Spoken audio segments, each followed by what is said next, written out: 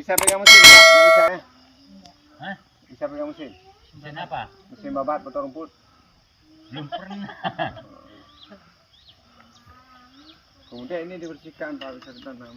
Tinggal ke kuyunya, kuyu pula, anak putih ini pula. Upi berarti kita akan bersihkan dulu Pak.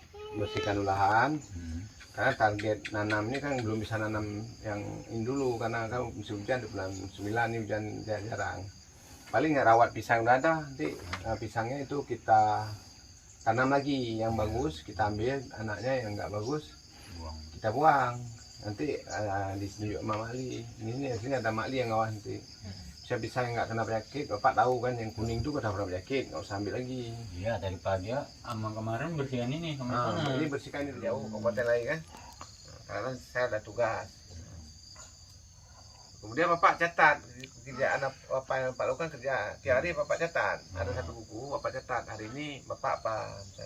Kan saya pegang Bapak kepada kepala keluarga. Pakai satu bot. Oh ya, satu bot panjang itu ya? Iya. Boleh saya beli itu.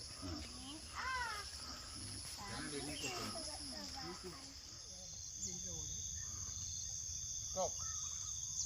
Oke. Lagi. Sini dulu yuk, agar lebih cantik lagi.